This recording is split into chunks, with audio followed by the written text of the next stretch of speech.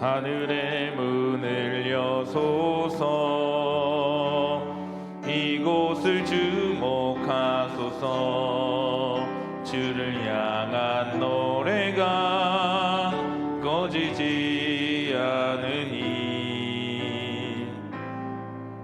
하늘을 열고 보소서. 이곳에 임재하소서. 주님을 기다립니다. 기도의 향기가 하늘에 닿으니 주여 임재하여 주소서. 이곳에 오셔서 이곳에 앉으소서. 이곳에서 드리는 예배를 받으소서.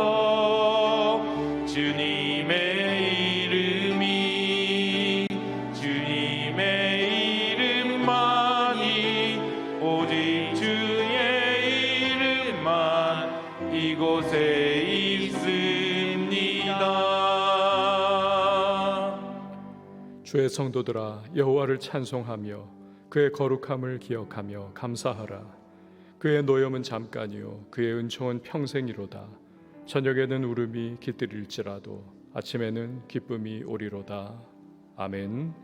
사도신경으로 우리의 흔들리지 않는 신앙을 고백합니다.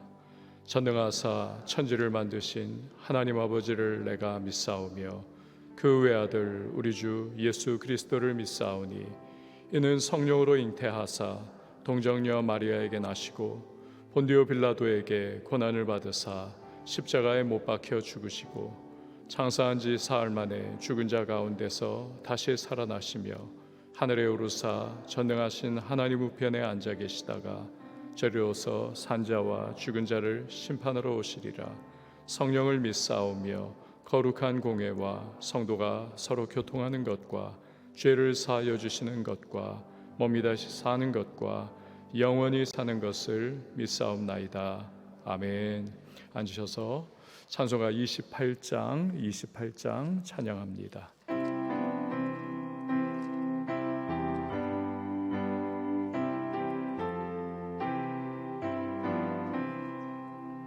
복의 근원 강림하사 찬송하게 하소서. 한량 없이 자비하심 증량할 길 없도다. 천사들의 찬송가를 내게 가르치소서. 구속하신 그 사랑을 항상 찬송합니다. 주의 크신 도움 받아 이때까지 왔으니 이와 같이 전국에도 이르기를 바라네.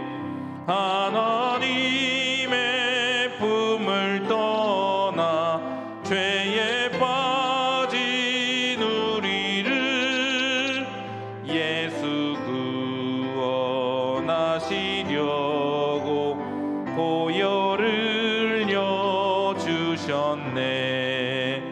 주의 귀한 은혜 받고 일생 빚진 자 되네.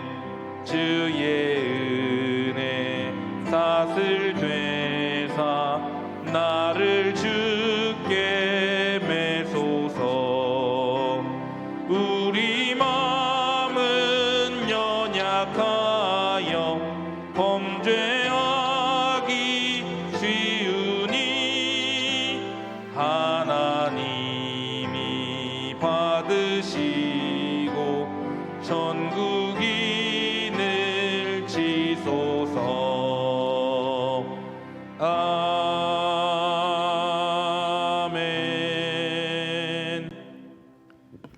하나님의 말씀은 출애굽기 19장 1절에서 15절 말씀, 출애굽기 19장 1절에서 15절 우리 한 절씩 교독하겠습니다. 이스라엘 자손이 애굽 땅을 떠난 지 3개월이 되던 날 그들이 시내 광야에 이르니라.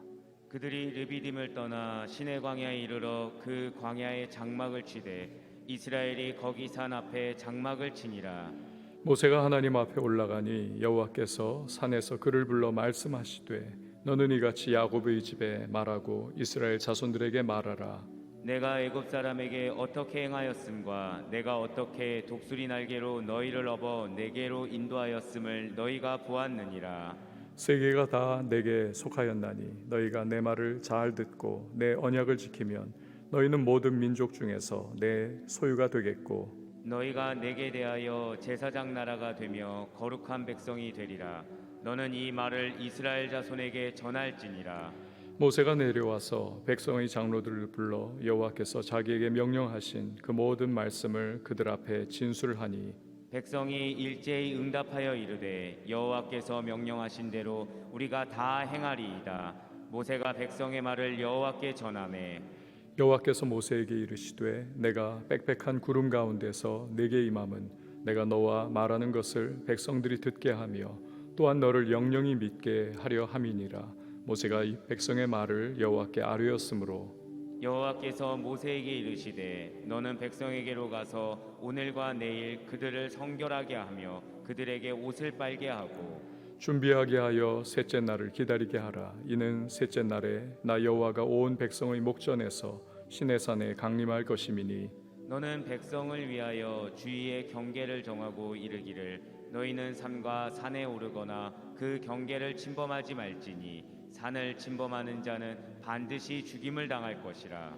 그런 자에게는 손을 대지 말고 돌로 쳐 죽이거나 화살로 쏘아 죽여야 하리니 짐승이나 사람을 막론하고 살아남지 못하리라 하고 나팔을 길게 불거든 산 앞에 이를 것이니라 하라. 모세가 산에서 내려와 백성에게 이르러 백성을 성결하게 하니 그들이 자기 옷을 빨더라. 함께요. 모세가 백성에게 이르되 준비하여 셋째 날을 기다리고 여인을 가까이 하지 말라 하니라. 아멘. 기도하시겠습니다.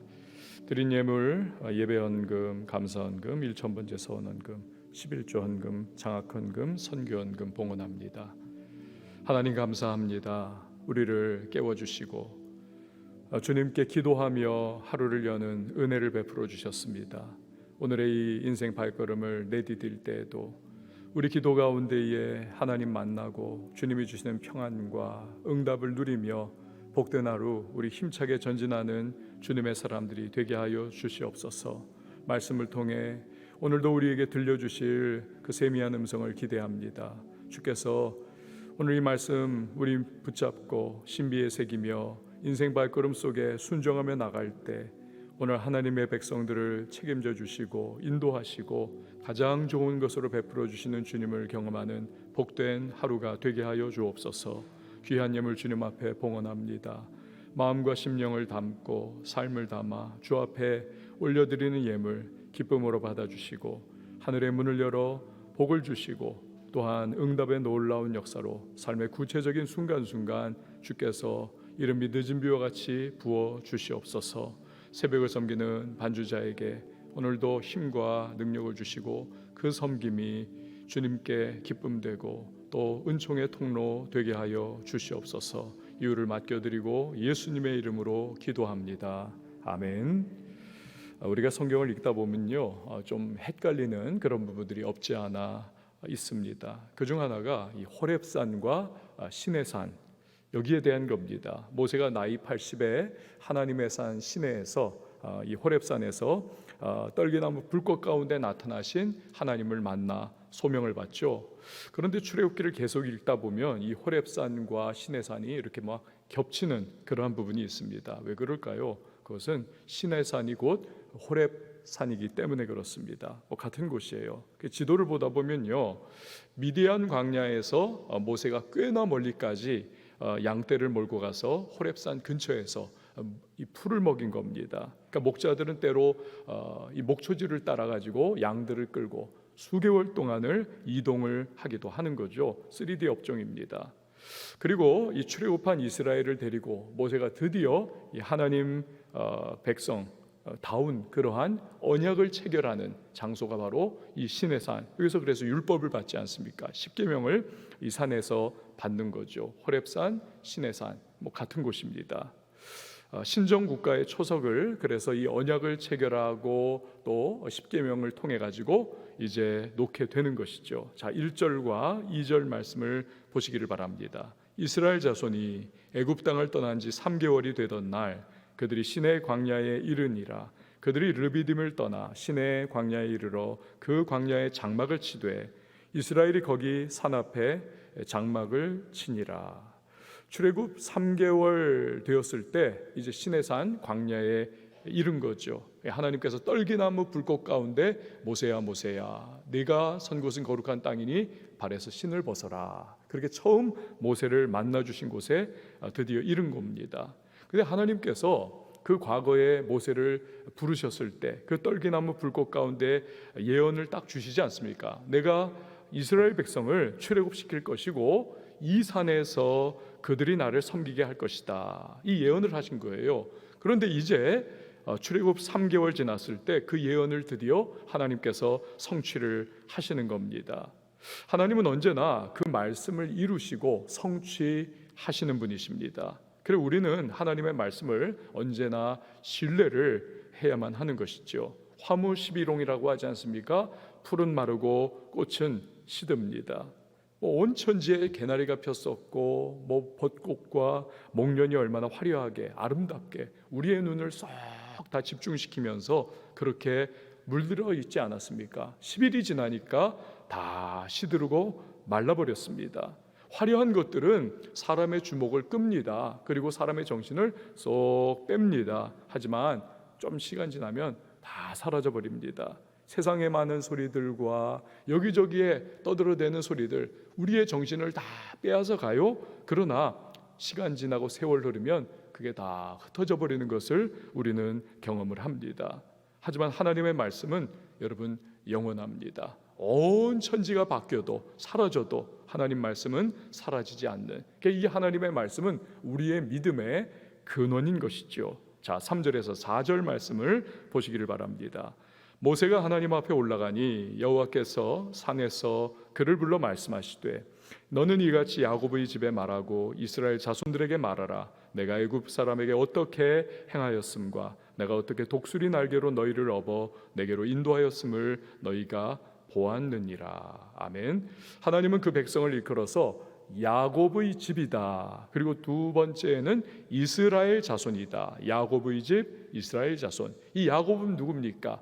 못난 사람이죠. 지렁이 같은 너 야곱아. 그러니까 민족의 조상 야곱의 날것 같은 그런 이름입니다. 그러니까 이 백성은요, 사실은 하나님 앞에서 다른 여타 민족들과 비교해 볼 때 나은 것이 없는 겁니다. 그들의 조건이나 그들의 어떠한 우월함 그런 거 없는 겁니다. 그냥 인간적이고 계속 계산적인 야곱과 같은 그러한 존재일 뿐이죠. 그런데 하나님은 그러한 야곱의 집을 이스라엘, 즉 언약의 백성으로 만들어 주신 겁니다.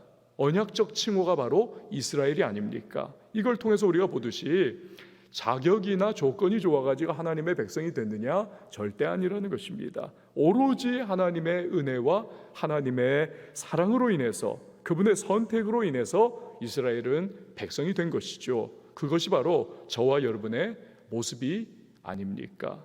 그런데 하나님께서는 그런 백성을 4절에 나오듯이 애굽 사람들에게 10가지의 재앙을 내리고 자유와 해방을 주셨습니다. 독수리 날개로 업어 그들을 출애굽을 시켜 여기까지 인도해 주신 것입니다. 각별한 사랑을 하나님이 베풀어 주신 거죠.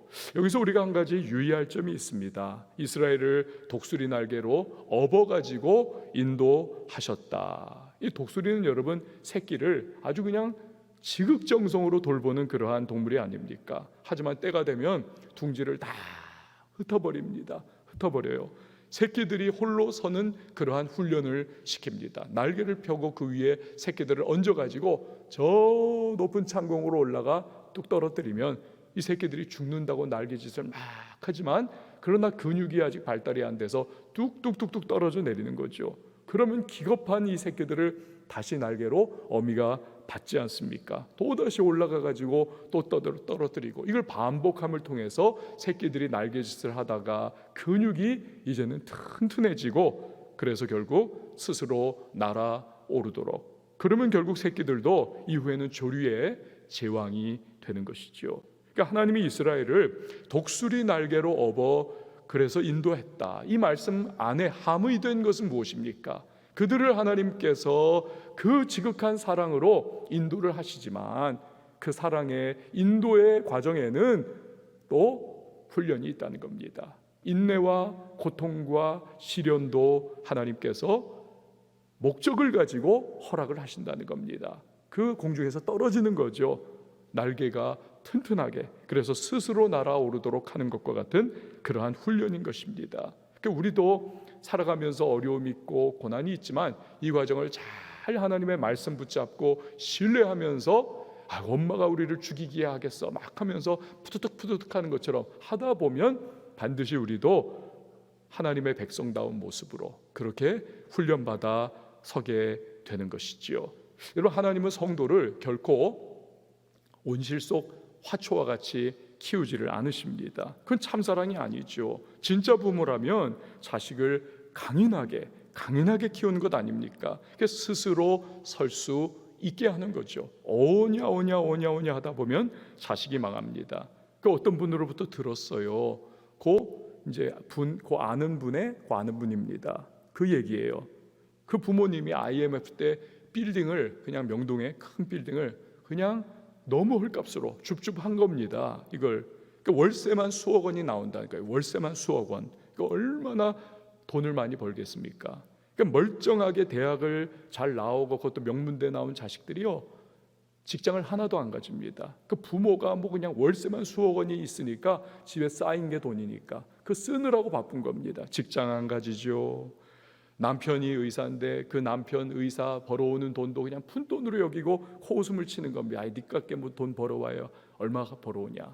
그러면서 하여튼 그렇게 그냥 별거 하다시피 그렇게 생활하고, 이게 자식들이 대를 이어가지고 이게 다 망하는 길로, 그 의사분도 결국에는 그냥 의사 때려쳐버리고 그 돈 쓰는 그러한 그냥 상황으로 빠져버리더라는 겁니다. 그냥 완전히 아사리판이 다 돼가지고 그냥 그 가문이 다 그냥 몰락해버리는 그런 모습이 되더라는 거죠. 그러니까 진짜 재벌가는 어떻습니까? 진짜 재벌가는 결코 그렇게 하지 않습니다. 아주 엄하게 키우는 거죠. 제대로 된 재벌가 자손들은 TV 드라마에 나오는 것처럼 막 그냥 돈 뿌리고 예의 그냥 엉망진창인 그런 진짜 재벌가는 없습니다. 예의 바르고 돈도 아끼고 우리가 놀랄 정도로 수수하고, 그러니까 몇몇 미꾸라지가 물을 흐리고 우리의 생각을 그냥 다 저렇겠지, 그거 아니라는 겁니다. 졸부 자식들은 엉망진창이죠. 하나님은 우리를 독수리의 날개로 업어가지고 훈련시킴을 통해서 진짜 하나님 백성답게 살도록 그렇게 이끌어 가시는 겁니다. 역경과 고난도 있지만 어려움도 있지만 잘 견뎌내 극복하면서 우리의 믿음이 순수해지고 우리의 신앙이 강인해지게 만들어 가시는 거죠. 여러분, 오늘 그래서 고난이 있으십니까? 역경이 있으십니까?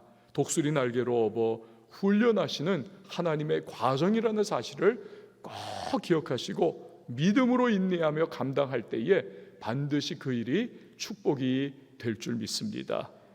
5절에서 6절 말씀 보세요. 세계가 다 내게 속하였나니 너희가 내 말을 잘 듣고 내 언약을 지키면 너희는 모든 민족 중에서 내 소유가 되겠고 너희가 내게 대하여 제사장 나라가 되며 거룩한 백성이 되리라. 너는 이 말을 이스라엘 자손에게 전할지니라. 아멘.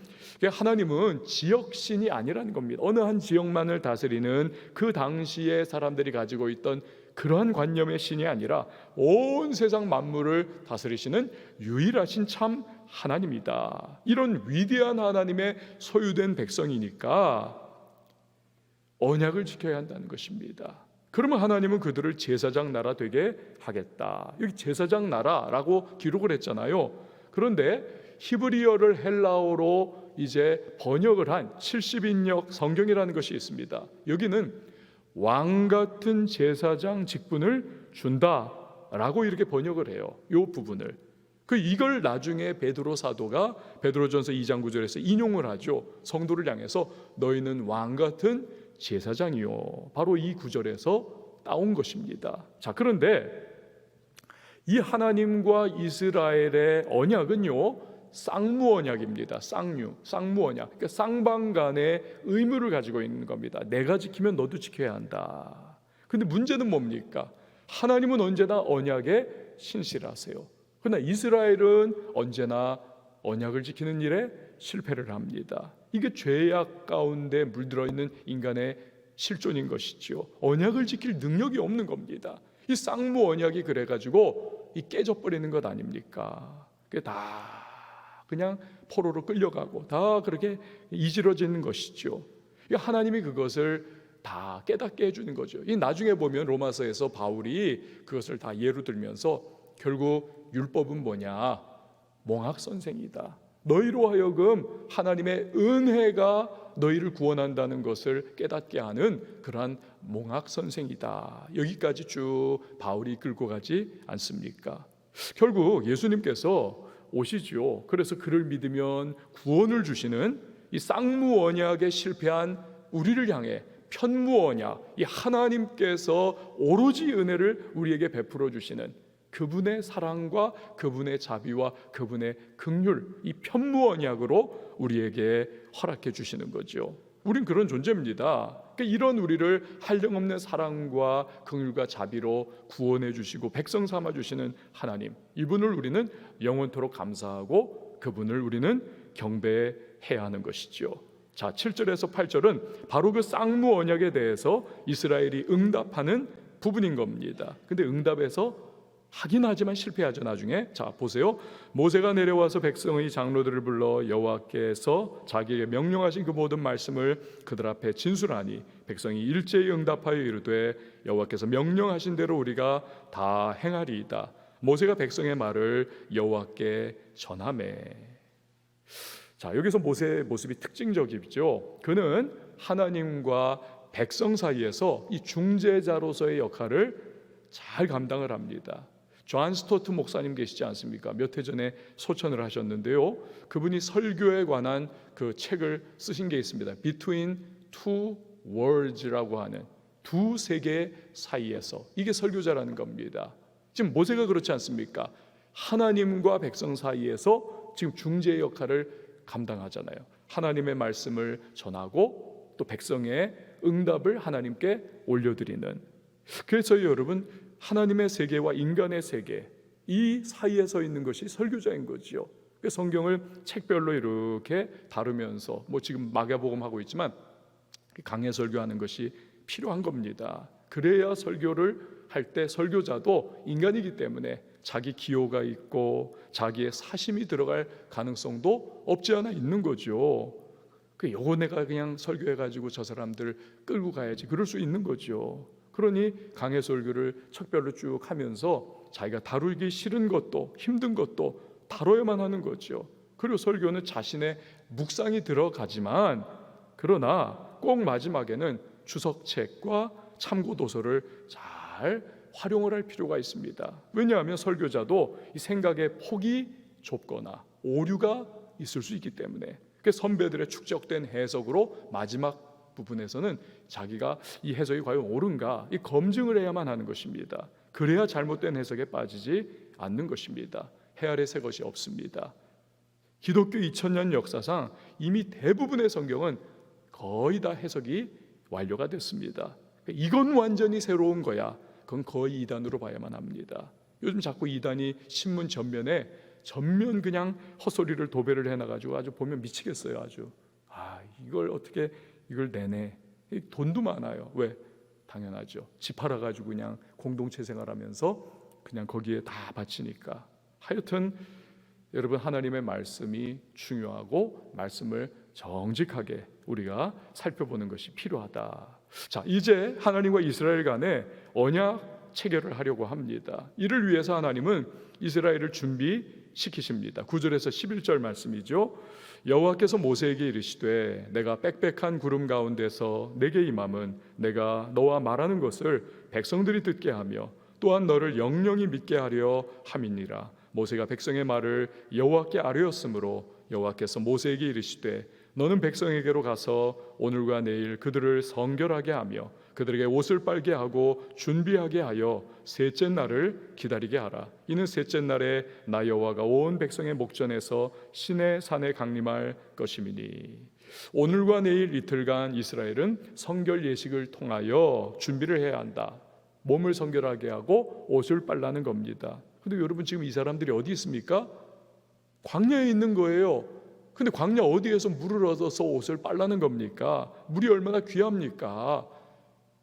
그런데 옷을 빨라는 겁니다. 그만큼 하나님을 뵙기 위해서는 영육간의 준비를 해야 한다는 것입니다.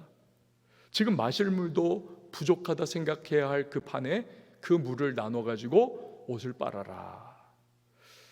여러분 우리도 세상적으로 뒹굴고 살아가면은 절대로 성령과 친밀한 교제를 나누기가 어렵습니다. 영적으로 깨어가지고 기도하며 말씀 붙잡고 살 때에 이 주님과의 교제가 이루어지는 것이지요. 영적인 안테나가 그때 민감하게 작동을 하는 겁니다. 그 우리가 피곤해도 이 새벽에 깨가지고 주님 앞에 사모하는 마음으로 기도하며 나갈 때 사모하는 영혼을 만족케 하시고 가란 심령을 채우시는 그 하나님의 은혜가 우리 가운데에 임하여 주셔서 우리를 불쌍히 여기시고 하늘의 문 열어 응답에 놀라우는 은혜를 베풀어 주시는 줄 믿습니다. 자, 12절에서 13절 말씀이죠. 너는 백성을 위하여 주의 경계를 정하고 이르기를 너희는 삼가 산에 오르거나 그 경계를 침범하지 말지니 산을 침범하는 자는 반드시 죽임을 당할 것이라. 그런 자에게는 손을 대지 말고 돌로 쳐 죽이거나 화살로 쏘아 죽여야 하리니 짐승이나 사람을 막론하고 살아남지 못하리라. 나팔을 길게 불거든 산 앞에 이를 것이니라 하라. 모세는 나중에요 이 장면을 회상을 그 당시를 하면서 와 내가 두렵고 심히 떨리지 않았냐라고 그렇게 설명을 합니다. 모세조차도 하나님의 어미하신 이 임재의 현장 앞에서 막 심령이 두렵고 떨렸다는 겁니다. 시내산에 임하신 하나님을 바라볼 때 그렇게 하나님은 거룩하신 하나님이시다. 인간이 죄 많은 인간인데 맨눈으로 하나님을 보면 당장 죽임을 당하는 거죠. 이 아담의 타락의 결과인 것입니다. 그렇게 하나님의 임재 현장으로 무단 침입을 한 자는 반드시 죽여야 한다. 거룩한 하나님께 어떻게 그냥 그렇게 막 접근을 하느냐? 그렇게 할 수 없다. 여러분 우리 역시도 마찬가지 죄인된 존재 아닙니까? 그러나 예수의 보혈로 씻김을 받아 우리가 의롭다 여김을 받았습니다. 히브리서 4장 16절에서는 그래서 우리가 하나님의 때를 따라 돕는 은혜를 얻기 위하여 우리가 은혜의 보좌 앞으로 담대하게 나아가게 되었다는 것입니다. 뭐 의지해서요? 예수의 보혈을 의지하여 우리가 하나님 앞에 담대하게. 그러니까 오늘도 우리는 부족하고 오늘 이 자리에 나올 때 막 너무 마음이 위축받고 어제의 나의 삶의 모습이 너무 못나 보이고 힘들어서 이 자리에 그렇게 나왔다 할지라도 예수의 보혈을 의지하여 오늘도 우리는 하나님 앞에 담대하게 고백할 수 있고 주님의 도우심을 구할 수 있고 그런 우리를 하나님은 의롭다 칭하여 주시며 하늘의 문을 열어 놀라운 은혜와 응답으로 역사해 주심을 믿으시길 바랍니다. 그 주님 앞에 마음껏 여러분 아뢰세요. 그게 얼마나 감사한 겁니까? 자, 14절에서 15절 말씀 우리 마지막 두 구절인데요. 같이 읽어봅니다. 시작.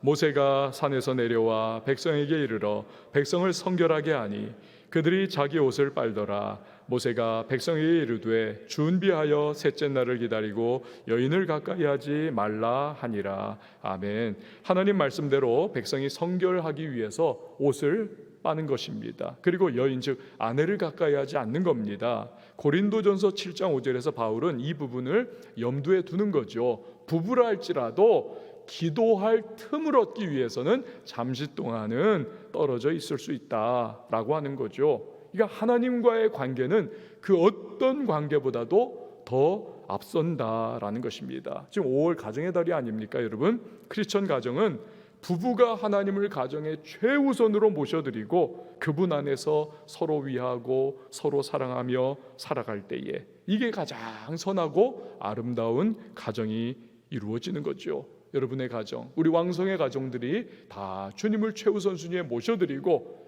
아내가 남편을 하나님을 중심으로 사랑하고 남편이 아내를 하나님을 중심으로 사랑하면서 그렇게 서로를 높여주고 그 모든 가정을 통해 하나님 영광 올려드리는 가정으로 살아가시면서 주님이 주시는 은혜와 복을 누릴 수 있는 행복이 넘쳐나는 가정이 돼야만 하겠습니다. 여러분, 새로운 하루입니다. 우리를 독수리 날개로 업으시는 하나님의 사랑이 우리를 여기까지 인도해 주셨습니다. 이제는 하나님의 말씀을 붙잡고 순종하면서 예배와 기도로 늘 주님과 교제하며 왕같은 제사장으로 이 시대를 살고 거룩한 영향력을 세상에 우리 흘려보낼 수 있는 저와 여러분이 되어야 할 줄 믿습니다. 우리 시간에 함께 찬양하시고 기도하도록 하겠습니다.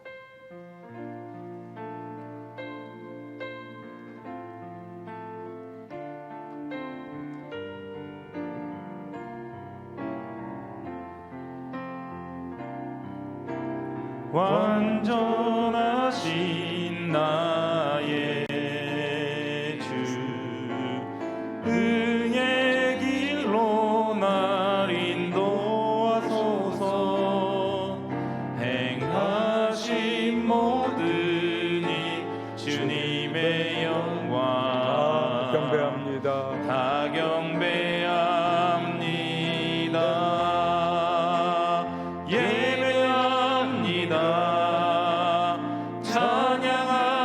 찬양합니다. 주님만 날 다스리소서. 예배합니다. 찬양합니다. 주님 홀로 높이 예배합니다. 찬양합니다. 예배합니다. 찬양합니다. 주님만 날 다스리소서. 예배합니다. 찬양합니다. 주님 홀로 높임 받으소서. 여러분, 이 시간에 하나님은 우리를 독수리 날개로 업어 인도하신 하나님이십니다. 하나님의 지극한 사랑과 또 우리를 보호하심이 늘 우리의 평생 함께 해주실 겁니다. 그러나 그 독수리 날개로 업으시는 하나님의 사랑은 또한 우리를 화초가 아니라 정말 모든 시련과 풍상을 견뎌내는 강인한 하나님의 백성 되도록 훈련하심이 그 안에 또한 포함되어 있습니다. 때로는 어려움이 있고 고난이 있고 그것이 오늘날 우리 삶의 모습일 수도 있습니다. 그러나 하나님을 신뢰하고 그분 의심치 않고 주님이 나를 사랑하기에 허락하시는 하나님 시련이라면 나 잘 견디겠습니다. 말씀 붙잡고 순종하며 나가겠습니다. 주여 은혜 더하여 주옵시고 힘 주시고 오늘도 하나님의 베푸시는 그 사랑을 의뢰하며 믿음으로 나가겠사오니 하나님 내 모든 삶의 자리에 성령으로 인도하시고 기름 부어달라. 우리 함께 기도하며 나갑니다. 아울러서 5월 가정의 달 우리의 가정을 위하여 기도하고 우리 자녀들 부모의 신앙과 인격과 삶의 모습을 뛰어넘는 하나님의 사람들로 세워져 나갈 수 있도록 도와달라고 여러분 기도하시기 바랍니다. 아울러 교회를 위해서 기도하시고요, 우리 선교사님들 위해서 이 나라를 위하여서 그리고 우리 또 북녘 땅을 위하여서 우리 시간에 선교사님들을 위해서 기도할 때에 우리 한번 두 손 높이 들고 주님의 이름 한번 외치고 기도합니다.